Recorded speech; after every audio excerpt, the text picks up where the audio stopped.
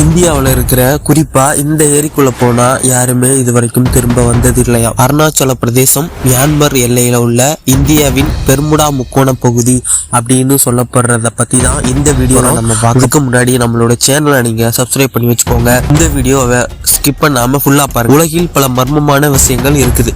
பல இடங்களில் ஏலியன்கள் குறித்தும் பல இடங்களில் பேய் குறித்தும் பல தீர்க்க முடியாத மர்மங்கள் இன்ன வரைக்கும் இருந்துகிட்டே இருக்கு. அப்படியான மர்மம் நிறைந்த ஒரு பகுதியை தான் இந்தியாவில் மியான்மர் எல்லையில உள்ள ஒரு ஏரியை பத்தி பார்க்க போறோம். இந்த ஏரியின் பெயர் நவாங் யங். இந்த ஏரியை சிலர் திரும்பி வர முடியாத ஏரி அப்படின்னு சொல்றாங்க. அருணாச்சல பிரதேச மாநிலத்தில் உள்ள மியான்மர் எல்லை பகுதியில இந்த ஏரி அமைஞ்சிருக்குது. இரண்டாம் உலக போரின் போது இந்த ஏரியின் மீது பறந்த ஒரு விமானி இதை தரை என நினைத்து இங்க விமானத்தை தரையிறக்க முடிவு செஞ்சிருக்காரு. அதுபடி அங்க தரையிறக்கிருக்காரு. ஆனா இந்த ஏரி என்பதால இந்த ஏரிக்குள்ள புகுந்த விமானம் அந்த விமானியுடன் காணாமலே போயிடுச்சு. இதுவரை அந்த விமானம் குறித்த எந்த தடயமும் இதுவரைக்கும் கிடைக்கவே இல்லையா. ஏன் இந்த ஏரிக்குள் சென்று யாருமே பார்க்கல அப்படின்னு நீங்க நினைக்கலாம். அங்கதான் ட்விஸ்டே இருக்கு. இந்த ஏரிக்குள் சென்ற யாரும் திரும்பியதே இல்லையா.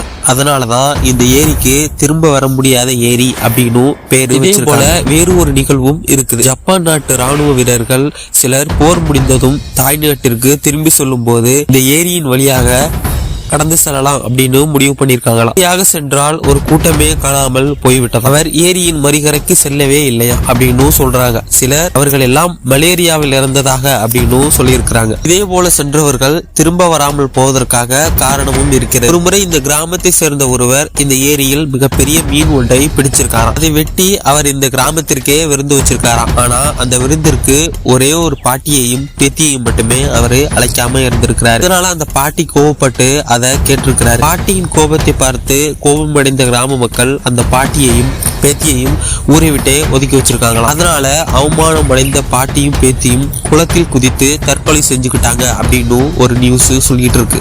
அவர்கள் தற்கொலை செய்த மறுநாள் அந்த ஏரிக்குள் ஒட்டுமொத்த கிராமமே மூழ்கியதால் அங்கிருந்த மக்கள் எல்லாரும் இறந்து போயிருக்காங்களாம். அன்று முதல் அந்த ஏரிக்குள் யார் சென்றாலும் அவர்கள் திரும்ப வருவதே கிடையாதாம்.